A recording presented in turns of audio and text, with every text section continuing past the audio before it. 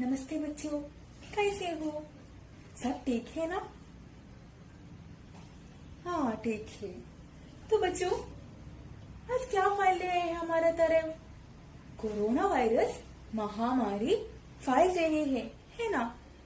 तो बच्चों, इससे बचने के लिए हम क्या क्या करने हैं? हाँ, सैनिटाइजर का यूज करना है, फिर मास्क पहनना है और फिर सोशल डिस्टेंस का पालन भी करना है। हाँ बच्चों, बहुत अच्छा है। तो अपना स्वास्थ्य ख्याल रखना है। तो बच्चों, अब मैं आपके सामने कुछ चित्रों का प्रस्तुत करती हूँ। देखो बच्चों, ये कौन कौन है? हाँ, ये पहला दृश्य में कौन है? यह हेलन केलर है। हेलन केलर को आप जानते हैं? हेलन केलर की विशेषता क्या है? उसको आम नहीं है ना? वो स्पर्शन से सारे जानकारी मिलते हैं।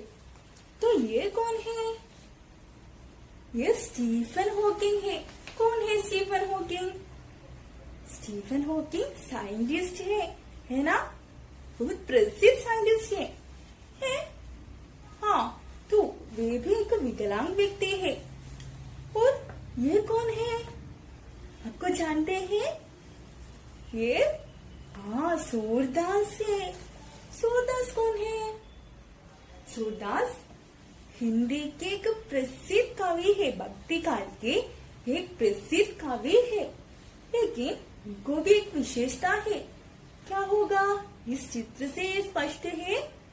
हाँ, उसके हाथ में क्या है? एक स्टिक है ना?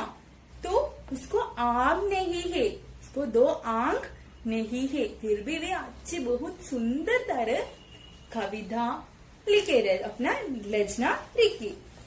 तो ये कौन है? ये निक्की चिक है। निक्की चिक भी क्या है? एक विकलांग व्यक्ति है। तो ये देखिए, ये कौन है? यह विल्मा रोडेंफ है। उसको एक पैर नहीं दे, फिर जयपुर से गणित में एक पैर से वे ओलंपिक्स में मेडल भी खरीदा है। तो ये 1 2 3 4 5 व्यक्ति है। ये 5 व्यक्ति की विशेषता तो क्या है? ये 5 व्यक्ति भी विकलांग व्यक्ति है ना? एक को आंख नहीं है, तो एक को पैर नहीं है, तो एक को हाथ नहीं है ना? कोई का किस्सा पढ़े हैं? हाँ पढ़े हैं। कैसे पढ़े हैं? बालरमा से और आप बाल भूमि से। तो बच्चों, अब हम मुल्ला का एक कहानी पढ़ेंगे, एक किस्सा पढ़ेंगे। तो देखो, एक मजबूरी, नाम क्या है? मजबूरी है ना? हेडिंग मजबूरी। तो बच्चों देखिए इसमें कौन है? मुल्ला है और एक व्यक्ति भी है। मुल्ला है और एक आदमी उनके पास है। मुल्ला क्या कर रहे हैं? मुल्ला ने अपना गाना गा रहा है ना? ये कैसे गा रहे हैं मुल्ला अपने गाना?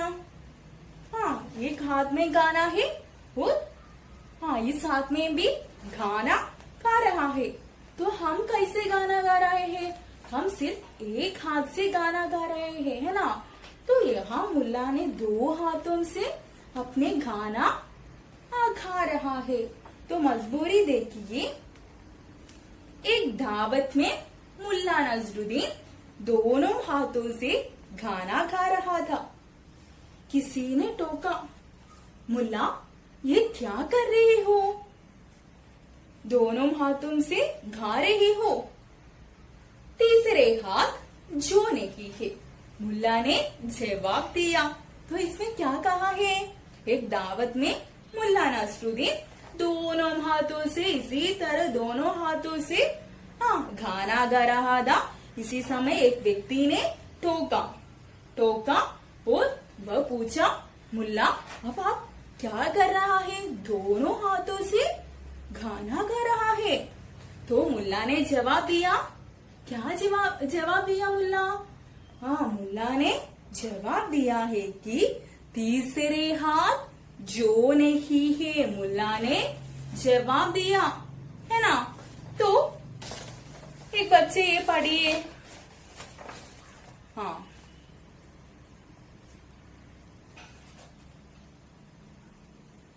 हाँ, बहुत अच्छी तरह से पढ़ा है, बैठिए।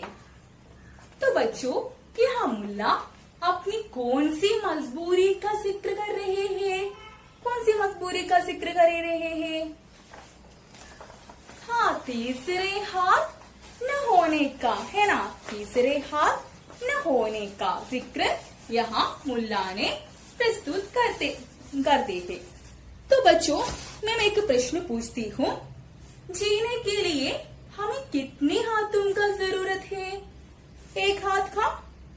हाँ, एक हाथ से भी हमको जी सकता है, लेकिन जीने के लिए हमको केवल 2 हाथ बस है ना। जरा सोचिए, जिनके हाथ ही नहीं, वे क्या करता होंगे? हमारे चारों तरफ हाथ नहीं और पांव नहीं, अनेक लोग हम देख सकते हैं, वे क्या करता होंगे? तो बच्चों, हम एक पोस्टमैन और बिना पैर लड़की की एक कहानी पढ़ेंगे। तो बच्चों देखें, नंगे पैर। रचनाकार का नाम क्या है? वेंकटेश माडखुलकर। देखो, दोपहर का समय था। बेबी अपने पलंग पर बैठी खिड़की से बाहर देख रही थी। बीच हॉल में रखे रेडियो में 12:30 बजे के रिकॉर्ड बज रहे थे। शांत माहौल में गीतों के सुर गूंज रहे थे। सामने का बंद फाटक खोलकर पोस्टमैन भीतर आया। हाथे की बजरी पर उसकी आहट सुनाई थी। पोस्टमैन की आवाज उसके कानों में आई, पर फर्श पर टाक के गिरने की आवाज सुनाई नहीं थी। बेबी पीछे मुड़ी संभल कर पलंग से उतरी। फिर भैंसागियों के सहारे एक एक कदम चलकर दरवाजे तक आई। बंद दरवाजा खोलने में उसे थोड़ा समय लगा। दरवाजे से बाहर और हॉल को पार कर आगे आने में डर लगी। वह दरवाजे पर पहुंची। वहां हाथ में टाक लिए पोस्टमैन बैठा था। फर्श पर टाक फेंक कर अभी गया नहीं दी। पढ़िए। ये पहला गण पढ़िए।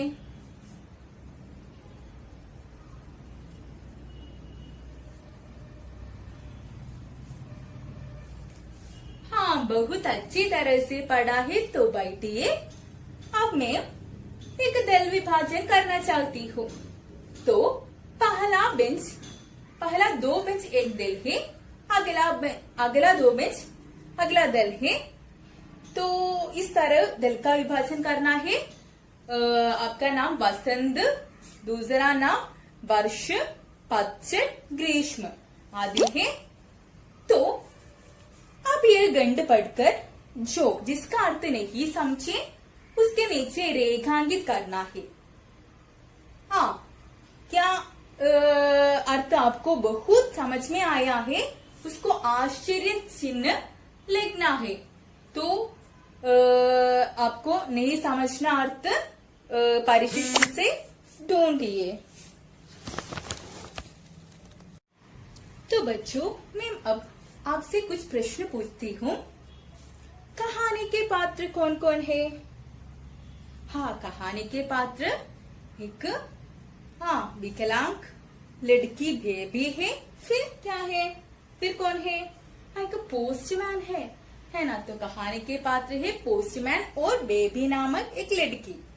तो बच्चों, दोपहर का समय बेबी क्या कर रही थी? दोपहर का समय बेबी अपने पलंग पर बैठी गीतों सुन रही थी, है ना। हाँ, तो बच्चों सामने का बंद फाटक खोलकर कौन आया? हाँ, पोस्टमैन आया। सामने का बंद फाटक खोलकर पोस्टमैन आया। पोस्टमैन के हाथ में क्या था? पोस्टमैन के हाथ में एक टाक है ना, एक टाक है। क्या पोस्टमैन पत्र फर्श पर फेंक कर गया? हाँ, नहीं गया है। तो मैं एक प्रश्न देती हूँ, लिखिए। बंद दरवाजा खोलने में उसे थोड़ा समय लगा। दरवाजे से बाहर और हॉल को पार कर आगे आने में देर लगी। देर लगने का कारण क्या है? ये आप पुस्तक लीजिए और ये क्वेश्चन लिखिए। तो मैं कुछ सहायक प्रश्न भी देती हूँ। जब पोस्टमैन आया तब बेबी क्या कर रही थी? हमने बताया इसका उत्तर, पहले हमने बताया। तो दूसरा सहायक प्रश्न है कि पोस्टमैन की आवाज उसकी कानों में आई तब बेबी ने क्या किया? पोस्टमैन की आवाज कानों में आते समय बेबी ने क्या किया? तो अगला क्वेश्चन, किसके साथ वह दरवाजे तक आए? तो बच्चों इसका उत्तर पहले आप वैयक्तिक रूप में लिखिए।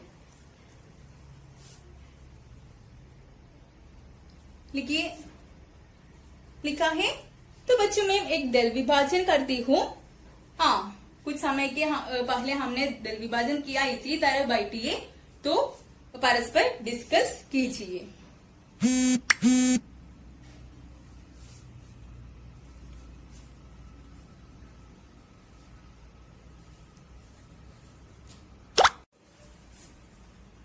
क्या उत्तर लिखा है?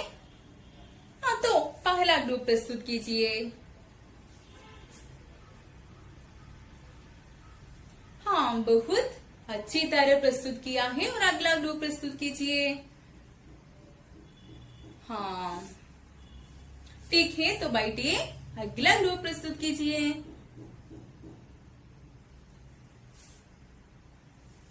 हाँ बच्चों, सारे ग्रुप बहुत अच्छी तरह से प्रस्तुत किया है। तो मैं इसका उत्तर देती हूँ। देखो, बेबी एक विकलांग लड़की थी। बेबी एक विकलांग लड़की थी। उसके एक पैर नहीं था। उसको क्या नहीं था? उसको एक पैर नहीं था। वह बैसाखियों के सहारे एक पैर से चलती थी। वह किसके सहारे चलती थी? हाँ, बैसाखियों के साथ एक एक कदम होकर चलती थी। बैसाखी के सहारे ध्यान से और धीरे से चलने के कारण दरवाजा खोलने बाहर आने में उसे देर लगी। तो बच्चों, उसे देर लगने का कारण क्या है? बताइए। हाँ, बेबी को क्या नहीं है? एक पैर नहीं है। बेबी एक विकलांग लड़की है ना। हाँ, इसलिए बैसाखियों के साथ धीरे और ध्यान से चलने के कारण आने में देर लगी। तो बच्चों, मैं आपको एक गृह कार्य देती हूँ। तो आप नोटबुक लीजिए। आपका गृह कार्य है कि पाठ भाग से क्रिया शब्द चुनकर लिखिए। पाठ भाग से क्रिया शब्द चुनकर लिखिए। क्रिया शब्द माने क्या है? क्रिया आपको जानते हैं? हाँ, हमका प्रवृत्ति का बोध कराने वाले शब्द है क्रिया। हाँ, तो भागना एक क्रिया है, दौड़ना एक क्रिया है, चलना क्रिया है। क्या आपको कोई क्रिया जानते हैं? तो बताइए। हाँ, सुनना क्रिया है। फिर बोलना, बनाना, ये सारे क्रिया है ना। तो बच्चों, गृह कार्य ये है कि हाँ, इस पाठ भाग में पहले खंड में अनेक क्रिया शब्द है। तो ये देखकर आप लिखिए, नोटबुक में लिखिए। तो मैं 2 क्रिया इस पाठ भाग से लिया है, बैठना और देखना। इसी तरह अन्य क्रियाएं आप चुनकर लिखिए। तो मैं एक अनुबंध कार्य भी देती हूँ। अनुबंध कार्य ये है कि महान बने लिखिए, महान बने, विकलांग व्यक्तियों का चित्र इकट्ठा करें। महान बने अनेक विकलांग व्यक्ति है। मैं पाठ भाग शुरू करने से पहले आपको कुछ महान व्यक्तियों को दिखाया। कौन कौन है? हाँ, सूरदास है, फिर स्टीफन हॉकिंग है। हाँ, इसी तरह अनेक महान व्यक्तियों है जो विकलांग है। तो उसका चित्र ढूंढकर इकट्ठा करें। तो अनुबंध कार्य और गृह कार्य में दिया है। तो बच्चों, आज लिए पाठ भाग घर में जाकर एक बार पढ़कर आइए। तो दूसरा गण हम कल लेंगे। तो बच्चों, धन्यवाद, कल मिलेंगे।